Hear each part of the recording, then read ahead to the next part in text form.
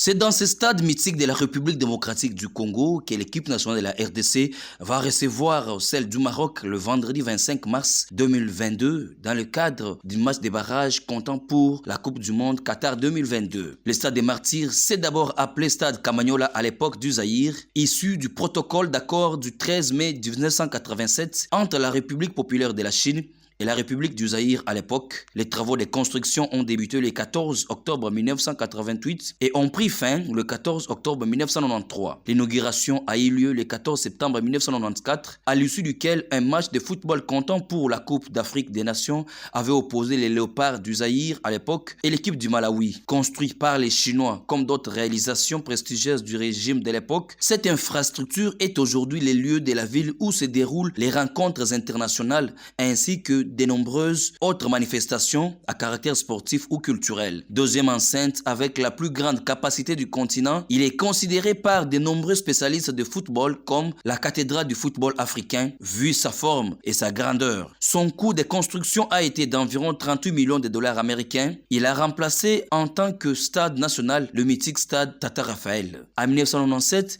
ce stade est renommé stade des Martyrs de la Pentecôte à l'honneur de Jérémy Anani, Emmanuel Bamba, Alexandre Mahamba et Évariste Kimba, tous pendus à l'emplacement même du dit stade. En 2008, le stade a été rénové par le gouvernement à la suite de la recommandation de la Fédération internationale de football association FIFA, car les conditions pour jouer des matchs n'étaient pas présentes, des SDF vivaient dedans, il n'y avait pas de courant. Désormais, il répond aux normes internationales. Vestiaire, sonorisation, éclairage, tableau électronique du marquoir, numérotation des sièges, tribunes de presse, système de sécurité et anti-incendie. Tout est bien fait pour des événements de grande envergure. Pour cela, l'État a dépensé 15 millions de dollars. En fin d'année, la Fédération congolaise de football association annonça la pose d'une pelouse synthétique sur l'heure des Jeux. Le gazon artificiel de 4e génération, fabriqué par l'entreprise néerlandaise Edelgras, est arrivé par un lot de 7 conteneurs au port de Boma, dans la province du Congo central, puis acheminé à Kinshasa par train. Les conteneurs transportaient 140 tonnes de rouleaux synthétiques et 150 tonnes de sable ainsi que la machine de pose de la pelouse.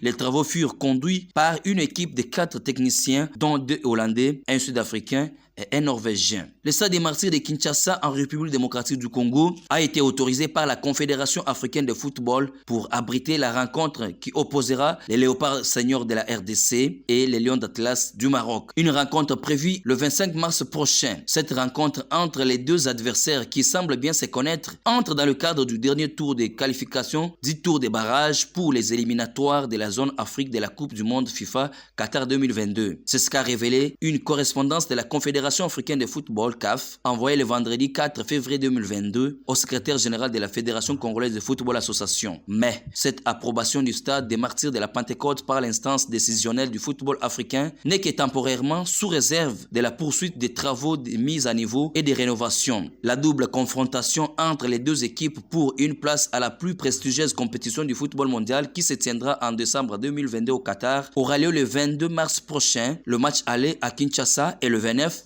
mars pour le match retour au Maroc. Interdit d'accueillir les matchs internationaux suite à l'état piteux de sa pelouse, le stade des Martyrs rêvait petit à petit sa plus belle robe. Depuis le mois de septembre de l'année 2021, le ministre des Sports Serge Condé avait lancé les travaux de réhabilitation de ces grands bijoux des années Zaïre, touchant tous les fonds, notamment vestiaires, sièges, lumière, panneaux publicitaires et évidemment la pelouse. Après quelques mois de travaux qui ont obligé les Léopards à démarrer les éliminatoires de la Coupe du Monde Qatar 2022 au stade TP Mazembe de Lubumbashi, ce stade sera autorisé par la CAF à accueillir à nouveau les matchs internationaux. C'est après la pose de la nouvelle pelouse. Au vu de l'importance de la rencontre pour les Léopards, la présence du 12e homme est vivement souhaitée afin de pousser les fauves congolais à la victoire finale. Mais cette présence publique est bien limitée pour respecter les conditions posées par la FIFA et la CAF.